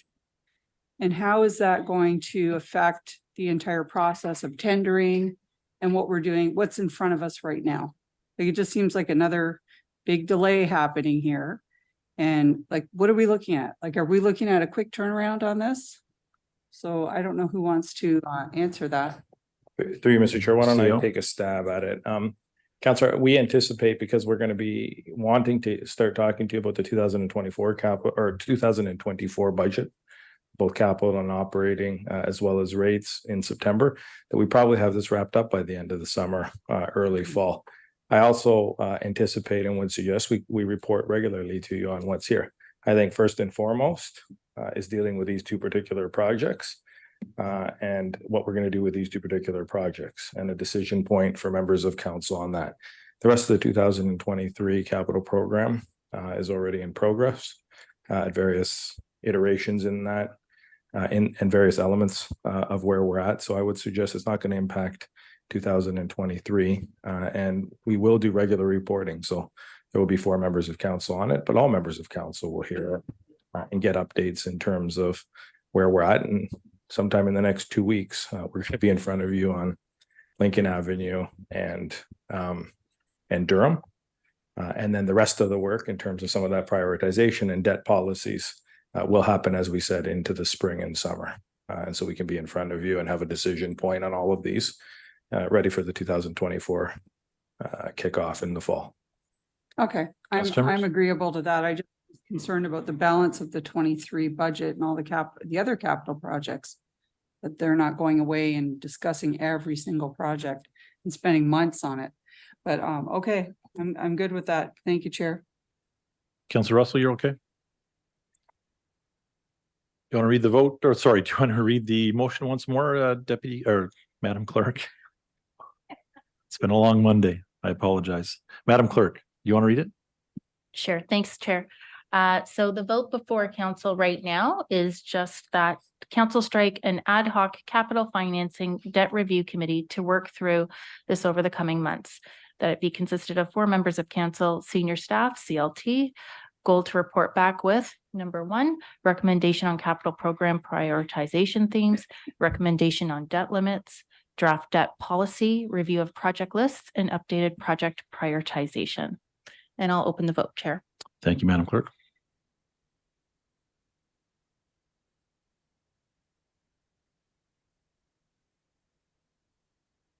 And I'll close the vote.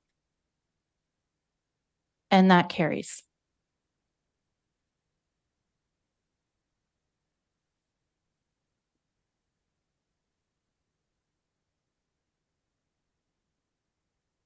With the approval of the last motion, we will now proceed through the appointment process for the Ad hoc Capital Financing Debt Review Committee. Are we going to go to a bio break? Madam Clerk? Do a recess. After the bio break, I will ask the town clerk to provide an overview of this process. So we'll get back here in 7 minutes. All right, thank you.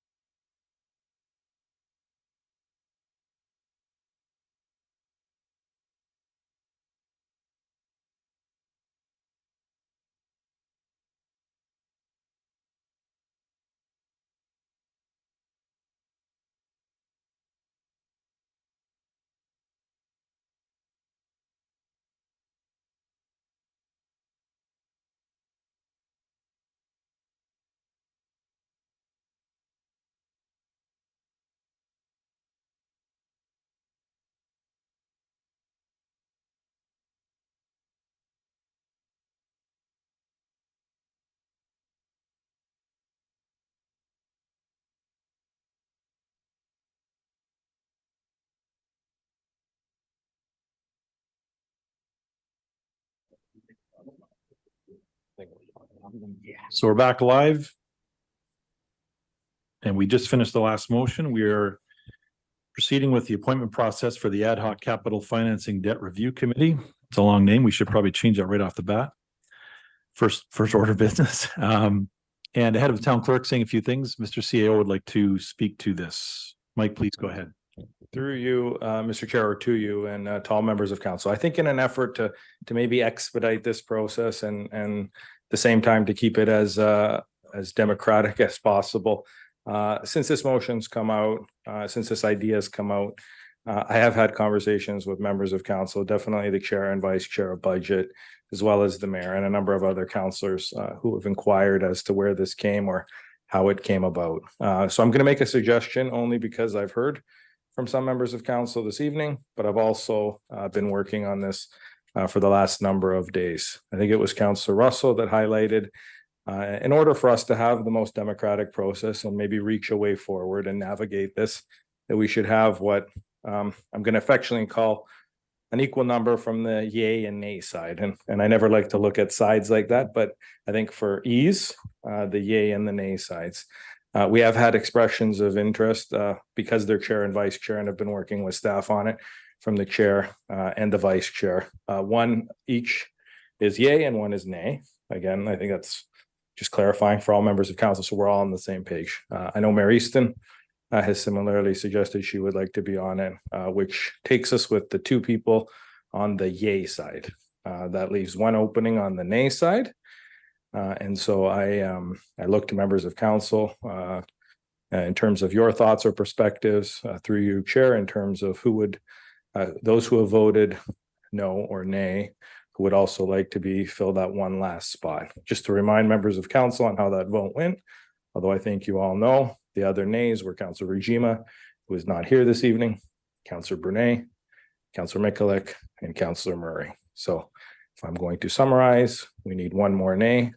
Should council agree with my suggestion here in terms of those that have already expressed interest in terms of chair and vice chair of budget and Mayor Easton, that fills 3 of the 4 spots. Through you, Mr. Chair, I'm in your hands now. Thank you, And the CEO. clerks. Comments to Mr. CEO's proposal or expressions of interest? Councillor Brunet, please go ahead. Thank you, Chair. So appreciate the CEO's comments. I just want to put it out there that as much as I would love to be on this ad hoc committee, because of the timing of this and the fact that we're looking to do this in the next 2 weeks, with my surgery, I'm going to be unavailable. So I'm not interested in being on the ad hoc committee. It's not that I'm not interested, but I'm unable. Thank you. Thank you very much, Councillor Brunet. Comments, expressions of interest?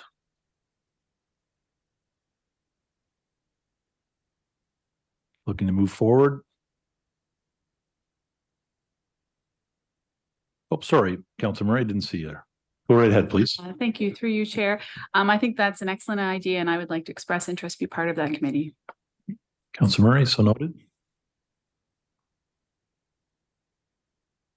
you want to proceed? Any other comments, questions? Councillor Brunet.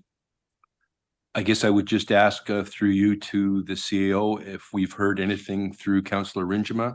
Has she expressed anything? I know she's unavailable this evening, but just looking to see if anyone has heard from Councillor Ringema with regards to this subject matter. Mr. CEO. Through you, Mr. Chair. I did speak with the council over the last number of days, both just generally on budget, but also on how she's doing. I am going to be sitting down with her and reviewing some of this stuff, but not specifically in terms of an expression of interest. But I did ask the clerk this very question in terms of, and we had a conversation earlier, the fact that the councillor is not here, even if somebody wanted to nominate her, or she wanted to be nominated or nominate herself or express interest, because she's not here this evening, unfortunately, procedurally, we find ourselves in that conundrum. Thank you, Mr. CEO. Go ahead, please. Chair, I'll just put it on the screen for everybody.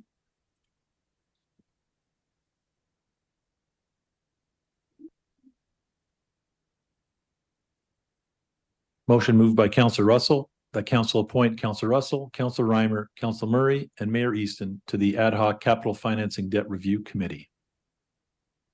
And I'll open Ready- it to ready vote. for the Thank vote. you, Chair.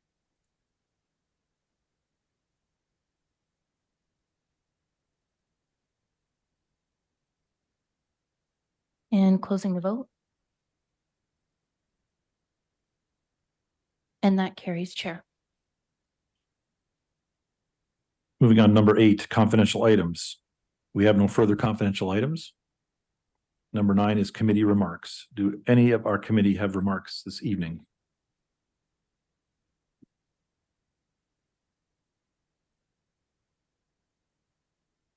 I'll ask our CEO if he has any closing.